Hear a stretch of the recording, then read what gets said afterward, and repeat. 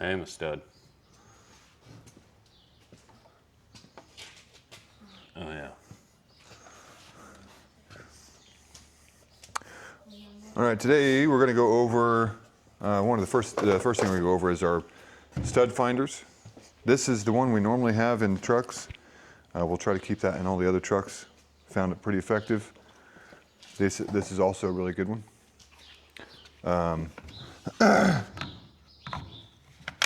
We want to use this tool to find studs behind drywall when we're mounting our back hangs usually. Yes, because we don't mount our verticals to drywall. We always cut the drywall out, put a piece of 2x6 up there or whatever, but that's something the homeowner or the builder should already have taken care of for us. But we use these to find wood to mount to inside of it. Usually mostly it's a residential home. I've never done it in a commercial setting. No, it'd be metal ceiling. Yeah. So on drywall, if it's not painted, you're lucky. And then all of these screws will have putty on them or mud on them, and it'll be white. And they'll be all basically in a straight line. And sometimes they'll put the mud on there and then they'll do a straight line of mud. So you may not have the dots, you may just have a straight line. But there is a stud underneath that, because that's where all the screw holes are at. In that case, you wouldn't have to use this. If you try the first time and miss in that situation, get the stud finder out. Don't continue to try where you think the hole is. And it's normally going to be like, if that mud is this wide, shoot for the middle.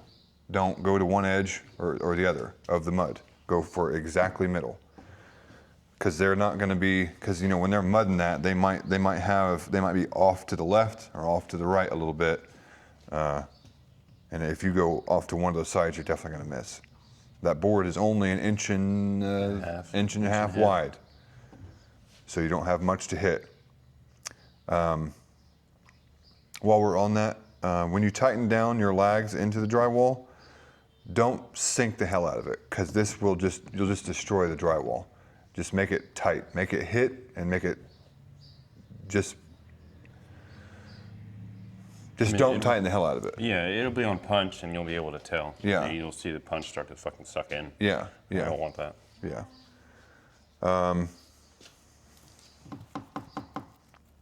Yes. So now on to this. You start off of it, and if it's painted, you're not going to know where any of this is. You can kind of see sometimes. This drywall has a little bit rougher surface than that mud would. That mud's going to be perfectly smooth, and this kind of has a little bit of roughness to it. And if you look just right with the lighting, you can see smooth spots in the paint. That's one way to cheat a little bit, so that you can know that you're starting off of the wood. I've had to do that a few times, but that's not always the case. Sometimes the paint's perfectly consistent all the way across. But again, start off of the stud, press the button, and it's not lit up, see? And then move it over. It's starting to sense it. Let's pick up your finger. Ah, shit. Move it over. There it is. That's the edge of it. And it's consistent all the way across.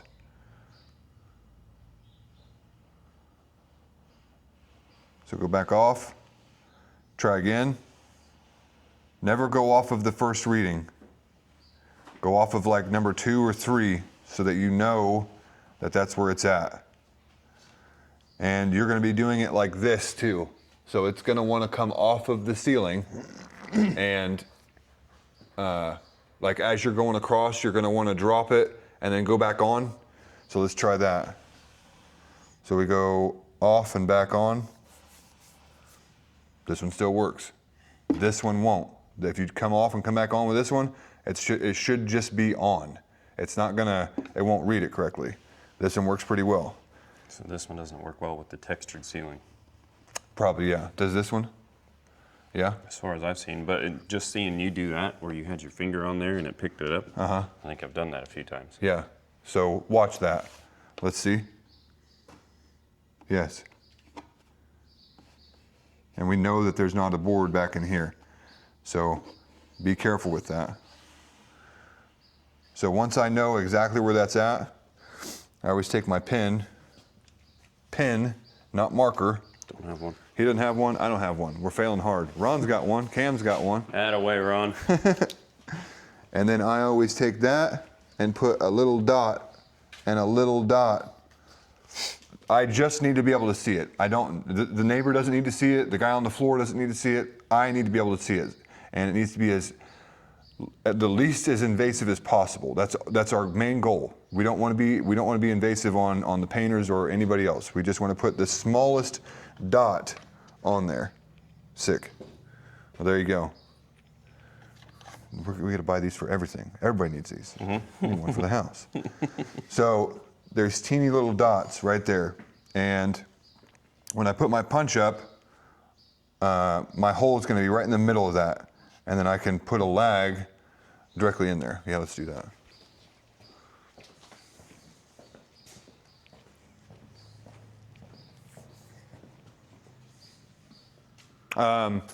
Get a piece of punch.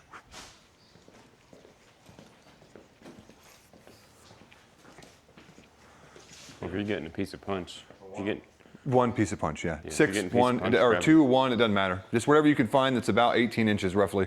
grab a driver out there too, please. Your driver needs replaced. Yesterday I broke it. Yeah. There should be another one in the cabinet. There's not another one of There's that not? style. No. I don't think so. Put it in the list. I'll get some. What do you want me to call it? New Just the 7/16 driver? new driver, new 7 drivers.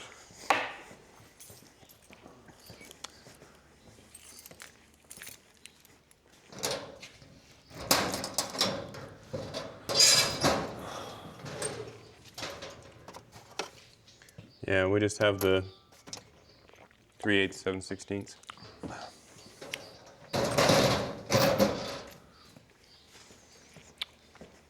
You want more than one lag? Damn it. Yeah.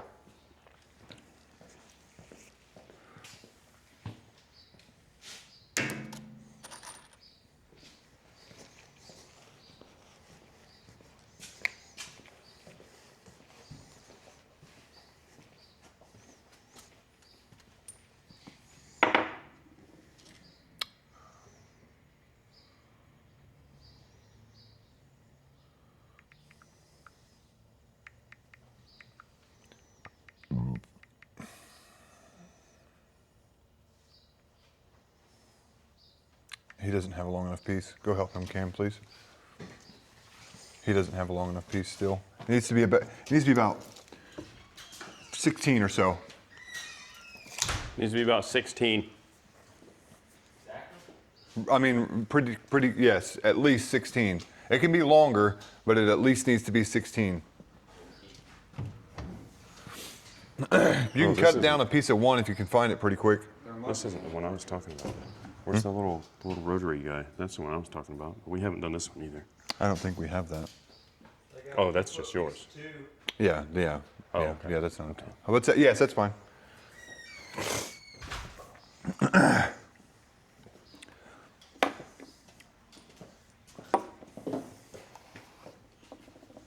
an impact. Did you give him that There's- driver?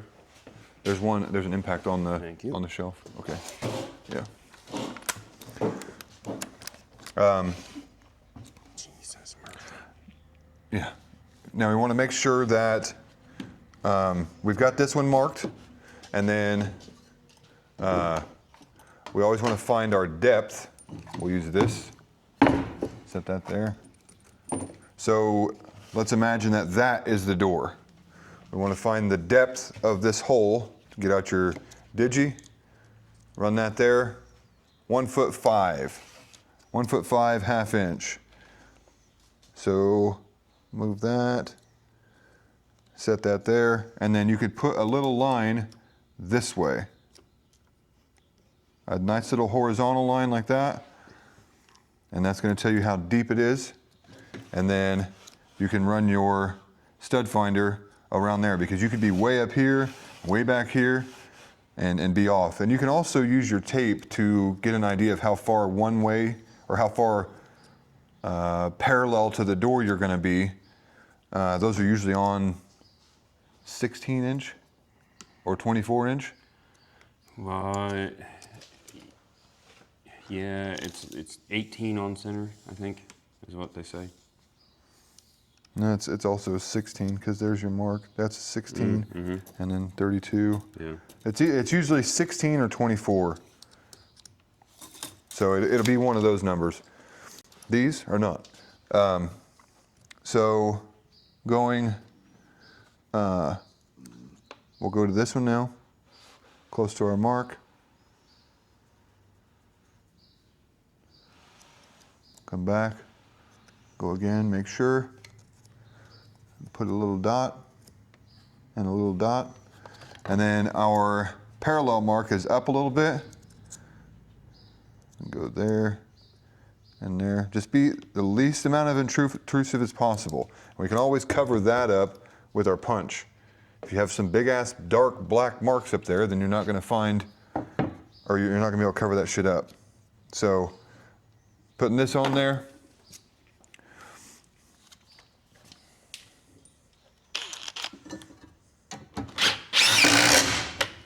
That's enough. Don't tighten it more than that. That's good. And then once that one's in, you can also do this off of the wall.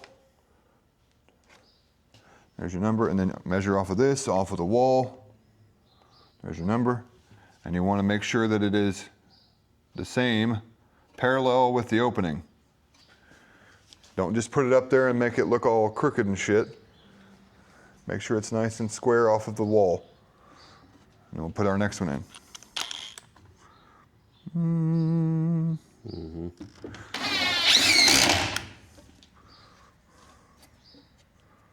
It's in there. Push it out, but it's in there. And if that one misses, you can kind of put a couple different holes in this. They're not going to see it. And then you can, like, if that one misses, you can always come out of that one. And if you know, like if you felt that you were on the very edge of that board, kind of angle it towards the board so you know you're going to hit it. Like that. Don't just go straight in again, because you'll miss again.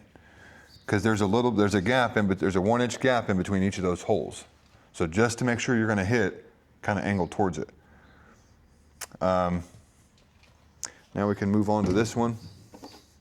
I'm going to make sure that we get all these on the trucks, but if you forget one and you have to use one of these off of the contractor or something like that, they're normally going to have these. This is what you can get at Lowe's and Menards and stuff, so this is normally what they have. Get these off of old trusty Amazon. Start off of the, what the hell does this mean? Yeah, a little mark. Yeah, pull it down to mark it. Start off of the stud. And another little trick, to kind of get an idea, but not, like you can tap it, like, this hammer. You got to be careful with it though, because some of our hammers are real dirty on the end, and if it's already painted, don't do it. Well, again, that's the only time that you would do it. Yeah, you can knock it. Yeah. That'll be fine. Yeah, so you can, the higher, that when it goes up in pitch, that's your stud. You'll hear that in the ceiling as well. You'll know that that's a stud. Yeah, it doesn't sound hollow. Yeah. Same over here.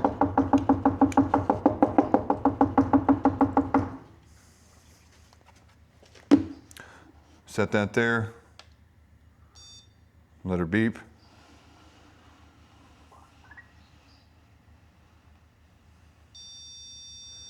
That's one edge. Or that might be the center. Yeah, that's the center. Yeah, see, center. Okay. Let's see, Yeah, it's reading it on the edge, yeah. We might have these. This fucker's nice. Yeah, that's and not bad. compact. So there's the center. I don't know about that though. It's okay.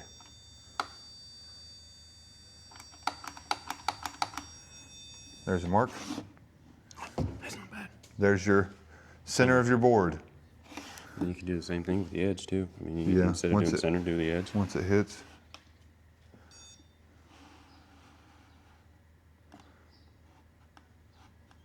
The light's on for the edge. Center, edge, and come back. Hoop. Edge. See, it's not quite perfect. Start off. Yeah, but that it marked that as the center.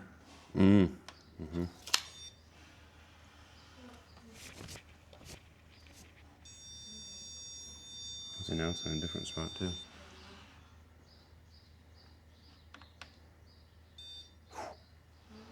See, these things aren't really. I don't feel like it's as reliable as the old. Deep? No, it ain't. It's right there.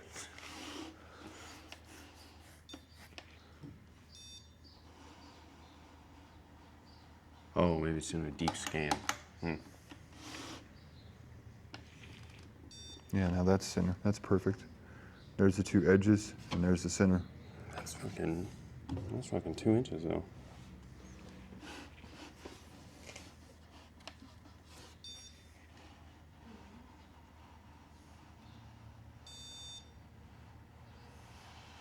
And then go off and come back just to make sure it's going to be off a little bit.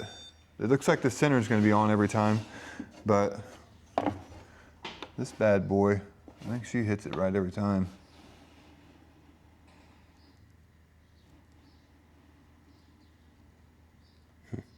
Yeah. Won't be getting those. We'll be getting these. Yeah. But again, if you have to use that with the contractor, because you forget yours or the batteries are dead or something. I dropped it and it doesn't work anymore. Should not be forgotten because it should always be in the truck. Yeah. But battery dead, dropped yeah, it. Something, it's broke, whatever. Now I have to use theirs. That's how that works. If you start on, it doesn't pick it up. I know it's in here. This one does it now. They didn't used to do that. You can go off of it and then come back on. I started on it. It used to just beep, and you'd never find it. No matter what you did, you would never find it. And now it does. I think that one actually works with it on it. Boom, already on. So, if you missed the first time, really make sure that you are finding it the second time. Like if we accidentally put a hole way out in here, away from both of the studs, confirm that you know where the stud's at. Don't just keep putting holes in it. We had someone that put 36 holes in a ceiling that had to be redone. Don't do that. One hole, excusable. 2 holes, starting to get annoyed. Anything past that is carelessness. So make sure that you know where the stud's at. And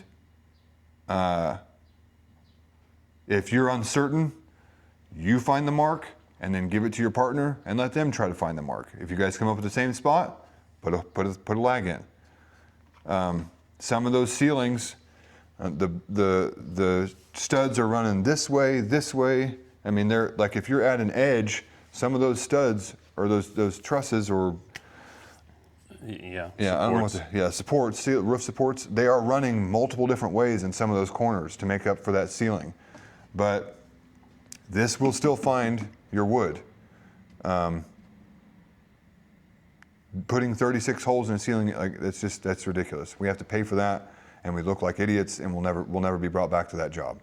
So, and then again, make sure that your stuff is straight.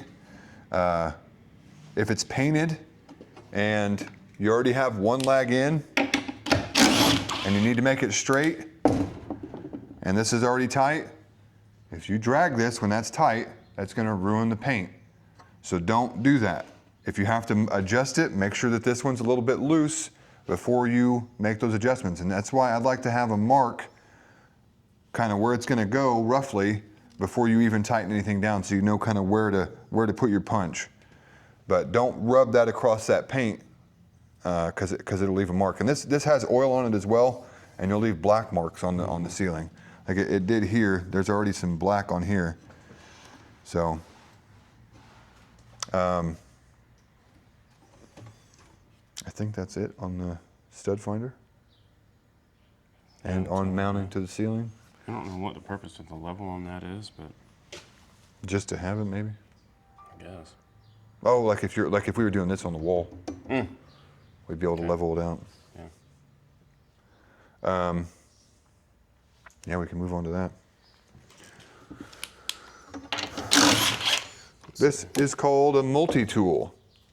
We didn't used to have these on the trucks, but we found that they are effective in quite a few areas, and so we made it part of the truck. We do work on residential things sometimes, and this has Is that been, one steel or not? that's steel, yeah, high carbon steel. Okay. I didn't know if it was just saying it's high carbon steel or. That's a dry one, yeah. Okay. And that one's wood, metal.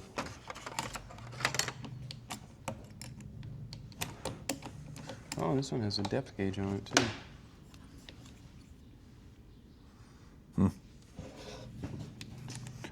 To put this tool, so going here, there are multiple different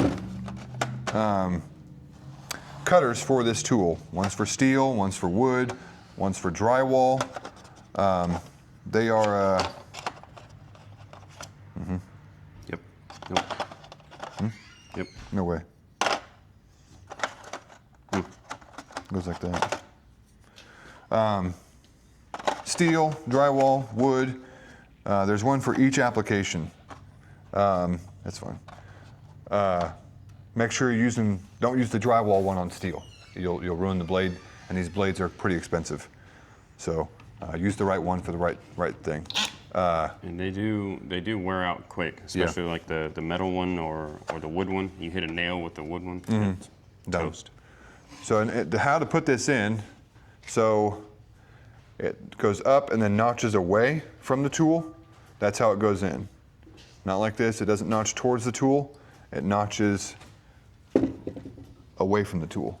And then you squeeze this, open that up, set that in, wiggle jiggle, and she goes.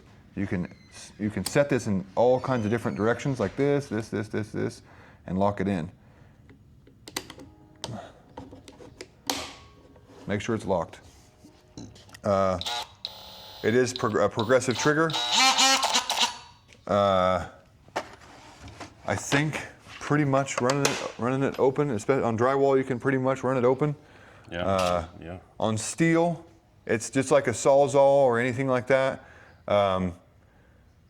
There's a specific pressure and speed that you can do with the tool. The harder you press, the faster you can squeeze the trigger.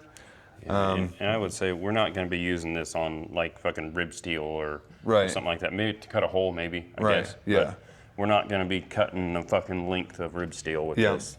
We're usually, it's either cutting drywall or cutting pieces of wood out of the bottom of an opening or something like that. Yeah. But it's not always about full throttle with it. Just like with the Sawzall, it's not just about squeezing the trigger hard. There's a certain speed and pressure that you can hit that makes the tool cut really well, and that's kind of just learned over time that you can just see and feel that. But with this, we can just run it full tilt here. Makes a nice cut. You can start on the tool, on the material as well.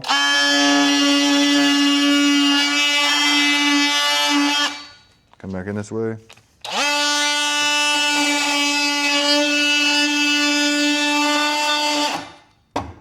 There you go.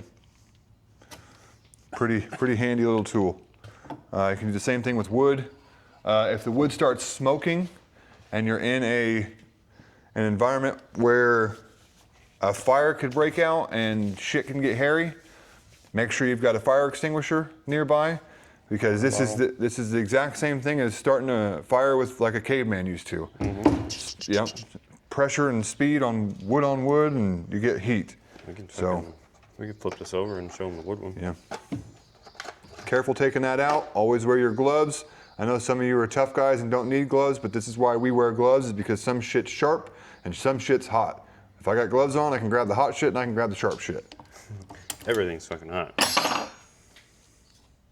Oh, I think it's that one. I think this one is this one's a general like a wood nail. Those are teeny. But she's fucking roasted. Teeny teeth. It looks like. Give me this one's got some pretty good teeth on it. This one right here. Is that wood? That's wood. Yeah. Strictly.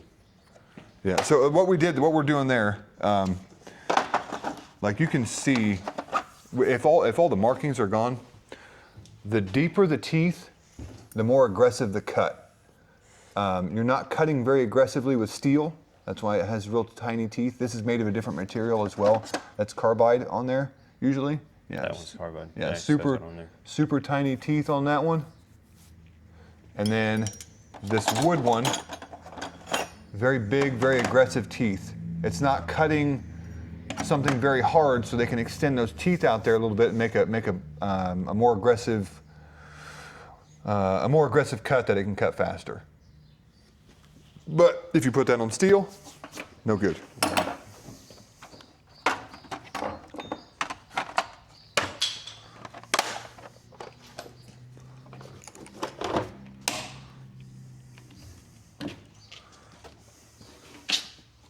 Shitski. Ah, damn it.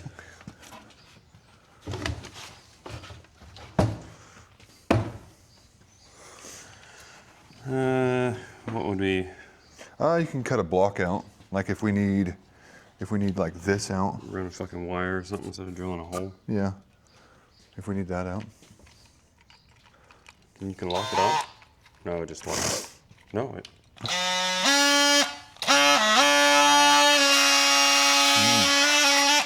It has a lock feature, but I wouldn't say to use that. Yeah. We don't need it. We don't need it for that long. No, just so you can have the trigger control. So let's say you got to notch this piece out here to run some wire, like Josh was saying. It's the same situation too. I mean, start on, start off, start in the middle, start at the corner. I would say with wood, trigger control is much more pertinent than with drywall, or just because I can already smell that it's hot. Yeah.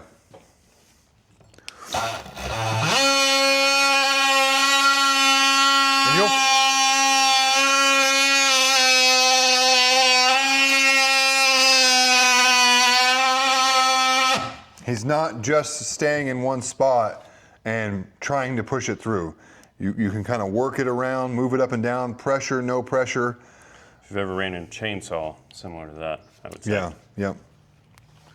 Because if you just stay in one spot, it's much slower. It's going, but it's much slower. And it gets hotter. Yeah, and that's hot to the touch even. Because you're essentially, I would say, you're hardening that by heating it up. Yeah, you're putting a glaze on it. Yeah, and it's not able to cut through.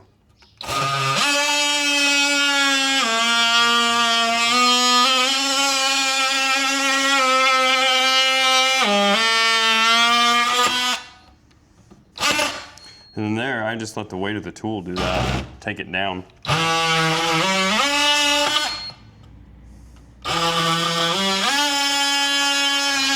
No pressure at all. Cut this down a bit.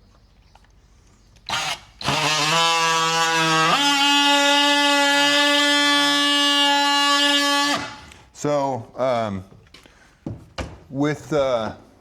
if we have to do this, like if we have to notch a piece of wood out like this, there are 3 marks on this, 1, 2, 3, but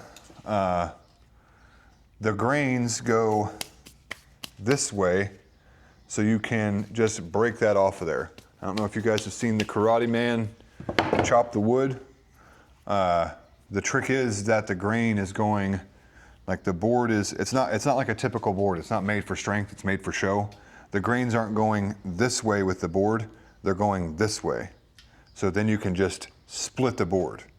Same situation here, where we don't need to make that bottom cut. It's just, all the grains are already cut. Now we're just breaking like a few grains off.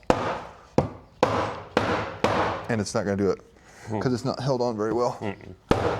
But if it was fastened, you just pop that off there. Let's go a little bit deeper, just so we can show.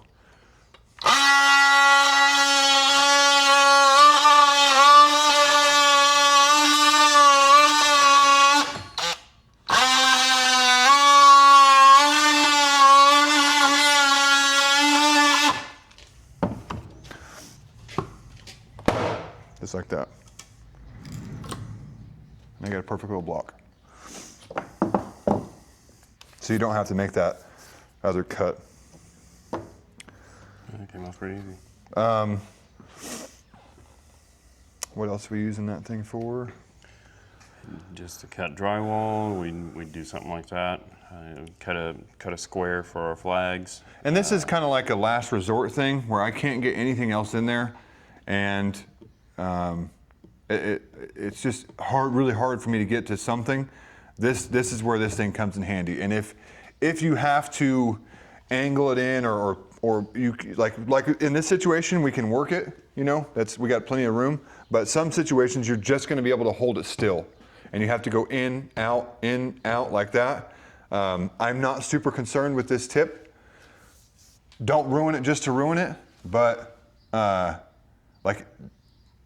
just like if you have to just get it done, like this has to go into concrete a little bit, and you got to cut the wood off, and you got to hit a little bit of concrete.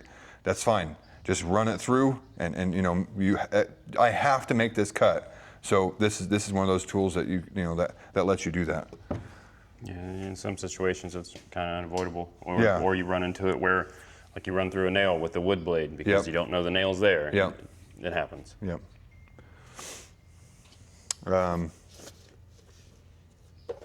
With back to this just for a second, you guys will be uncertain about these for a little while. Check with your supervisor, check with the lead tech that you're with, and they'll it worked, but I'm not sure. Until you're super confident that you've hit it every single time, for a little bit, question whether or not you know how to use it, because we don't want to put a bunch of holes in something and lose a customer. We can always build you something like this to, like a little practice thing for you guys to use. Make sure that you know what you're doing. Drywall's cheap, 2x4's cheap. We got plenty of scrap ones, so. And we can always throw tape over it or something because we don't have mud. Right. So we can always throw strips of tape on there to hide your screws so you don't go off of that. Yep. Yeah, there are plenty of opportunities for you guys to learn and learn faster than having to wait to experience it out in the field. And we'll easily set up something for you to put you in a scenario where that's what's happening.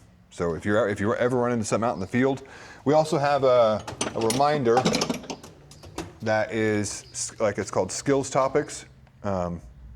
If there's something out in the field that you guys run into that you don't know how to do, that you want to know how to do, put it in there. And we're going to run out of tools eventually to go over, and we might start moving on to those. Or we might do a tool and then a skill and then a tool to spread it out a little bit more. Yeah, 'cause that's coming quick. Yep. All right. Till next time.